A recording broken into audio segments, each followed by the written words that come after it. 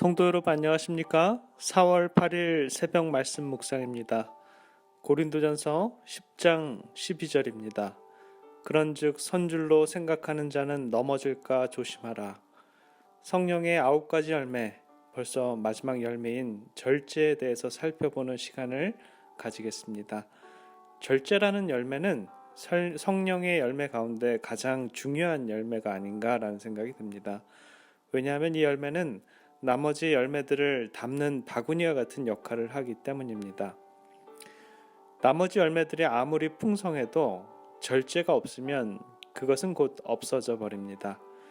절제라는 것은 나쁘고 회로운 것을 선택하려는 습관이나 본성을 잘 다스려서 방종하지 않고 아름다운 질서를 가지도록 하는 것, 혹은 좋은 것일지라도 너무 욕심을 내지 않고 중립을 지키는 마음이라고 할 수 있습니다. 그러나 여기서 사용된 성령의 열매의 절제는 헬라어 크라토스라는 단어를 쓰는데요. 여기서는 그 절제에 대한 강렬함이 묻어 있습니다. 그 뜻은 우리가 가진 모든 종류의 욕망을 훈련을 목적으로 자제한다라는 그런 의미가 있습니다.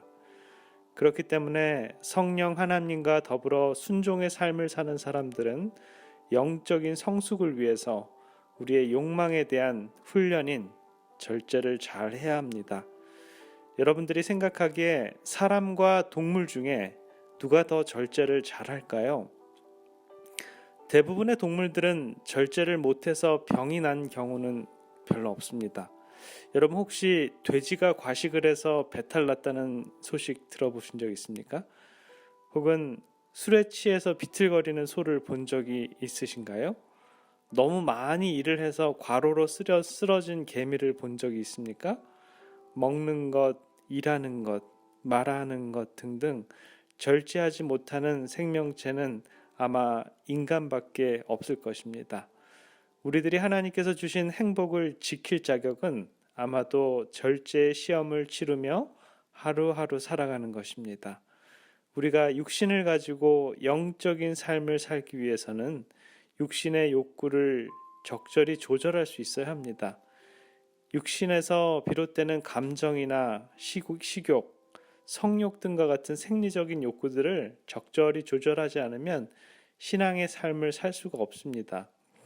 육신의 욕구를 지나치게 만족해 되면 육신의 의지가 강하게 영의 의지를 억압하게 됩니다. 그러나 또한 육신의 욕구를 너무 억압하면 그것이 또 폭발하게 될 수도 있습니다. 이런 모든 것을 조절한다라는 것, 절제한다라는 것은 어찌 보면 쉬운 일은 아닌 것 같습니다. 그러나 시시때때로 우리가 절제하기 어려운 것이 있다면 우리 성령 하나님께 구하면 우리 성령 하나님께서 우리들을 인도해 주시고 그것들도 우리 마음 안에서 우리 하나님께서 절제하도록 인도해 주실 것입니다. 성경에서는 우리들의 절제 생활에 대해서 이러한 가이드라인을 주셨는데요. 야고보서 1장 19절에 보면 내 사랑하는 형제들아 너희가 알거니와 사람마다 듣기는 속히 하고 말하기는 더디하며 성내기도 더디하라 라고 이렇게 말씀합니다. 듣기는 속히 잘 듣고 말하고 성내는 것은 어떻게 하라고요? 천천히, 아주 천천히 하라고 합니다. 또한 정욕에 대한 그런 좋은 말씀이 있는데요. 고린도전서 7장 9절에는 이런 말씀이 있습니다. 만일 절제할 수 없거든 혼인하라. 정욕이 불같이 타는 것보다 혼인하는 것이 나으니라. 자기 본인 스스로 정욕을 감당할 수 없다 그러면 혼자 살지 말고 결혼을 하라라고 이렇게 얘기합니다. 베드로후서에 보면 우리들의 영적인 삶을 이런 식으로 성숙시키라고 하는 말이 있는데요. 베드로후서 1장 5절부터 7절에 보면 이런 말씀이 있습니다. 이러므로 너희가 더욱 힘써 너희 믿음의 덕을, 덕의 지식을, 지식의 절제를, 절제의 인내를, 인내의 경건을, 경건을 형제 우애를, 형제 우애의 사랑을 공급하라. 어떻게 보면 절제는 하나님이 인류에게 하나님이 인류에게 내린 최초의 그런 명령이었습니다. 계명이었습니다. 그것만 지키면 에덴 동산에서 영원한 행복이 보장되는 것이었는데 아담과 하와는 그것을 어기고 말았죠. 심지어 예수님도 절제 시험을 치르셨습니다. 사단은 육신의 정욕, 안목의 정욕, 이생의 자랑으로 유혹하지만 예수님께서는 말씀으로 마귀를 물리치고 그 시험에 통과하셨습니다. 신앙의 삶은 영과 육 사이에 있는 나 있는 좁고 험한 오솔길을 좌로나 우로나 치우치지 않고 걸어가는 것, 그것이 바로 우리들의 신앙 생활입니다. 하나님의 백성들은 무엇에 의하여 그 영적 성숙도를 평가할 수 있을까요? 바로 이 성령의 열매들로 진단을 하고 우리의 영성을 점검할 필요가 있습니다. 그 열매는 가장 잘 보존하고 성장하게 하는 방법은 딱 한 가지입니다. 우리의 포도나무 되시는 예수님께 붙어 있으므로 저절로 생명의 법칙에 의해서 우리가 자라나고 또 형성되고 성숙되는 것입니다. 우리가 아무리 열매를 맺으려고 해도 우리 스스로에게는 생명이 없으므로 열매가 맺히지 않지만 우리 생명 되신 예수님께 접붙여 있으면 우리는 저절로 자라나게 되는 것이죠. 우리가 성령의 지배를 받고 있는지 그렇지 않으면 여전히 육신을 쫓아 사는 그리스도인지는 우리가 예수 그리스도께 얼마나 의탁되어 있는지를 우리는 생각해 보면 될 수 있을 것입니다. 사랑하는 성도 여러분, 우리 모두 이 성령의 9가지 열매를 풍성히 맺기를 바랍니다.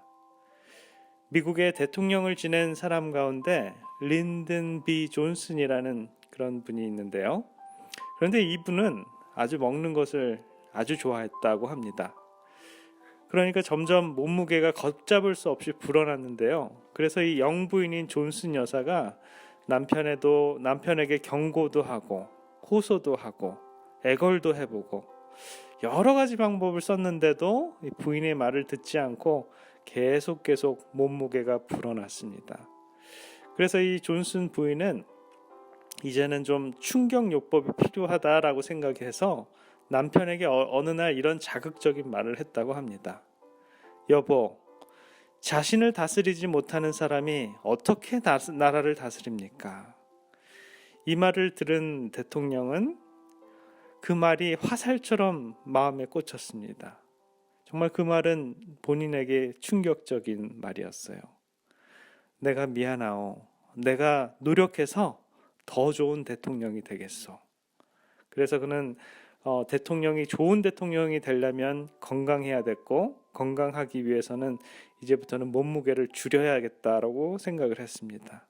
그래서 부인과 약속을 해서 1년 동안 20파운드를 빼겠다고 약속을 했어요. 그리고 그는 정말로 한 해 23파운드를 줄이게 되었습니다. 그의 몸이 이제는 좀 날씬해지니까 정치력도 훨씬 높아지고 명석한 판단을 하면서 그 한 해를 잘 보냈다라고 이렇게 얘기합니다. 뚜렷한 목표라는 게 그만큼 중요하다라는 것을 우리들에게 보여줍니다. 사랑하는 성도 여러분, 저와 여러분들이 영적으로 절제해야 되는 것은 무엇입니까? 여러분들께서 성령님과 함께 하시는 그렇게 함으로 말미암아서 우리가 절제의 열매도 맺는 우리 모두가 되었으면 좋겠습니다. 성령님께 의뢰하시고 그분이 하시는 말씀을 귀 기울이십시오. 성령 하나님께서 여러분들을 변화시킬 것입니다. 바로 성령의 열매로 여러분은 결실을 맺게 될 것입니다. 성령 충만함으로 우리들에게 알맞은 성령의 열매를 맺는 저와 여러분들이 되었으면 좋겠습니다. 기도하겠습니다. 아버지 하나님, 저희들에게 성령의 열매들 하나하나를 살펴볼 수 있는 시간들을 허락해 주셔서 감사합니다. 우리들의 영적인 삶이 늘 하나님께서 그러한 열매로 연글 수 있도록 인도해 주시고 살아계신 하나님의 은혜 아래서 고귀한 열매를 풍성히 맺는 우리들의 생애가 될 수 있도록 주님 인도하여 주시옵소서. 오늘 하루도 성령님께서 동행해 주시고 열매들마다 절제할 수 있는 마음도 허락하여 주셔서 욕심내지 않고 우리가 하늘을 바라보면서 우리가 이룩할 수 있는 모든 주님의 아름다운 성품들이 될 수 있도록 주님 축복하여 주시옵소서. 사랑의 예수 그리스도 이름으로 기도합니다. 아멘.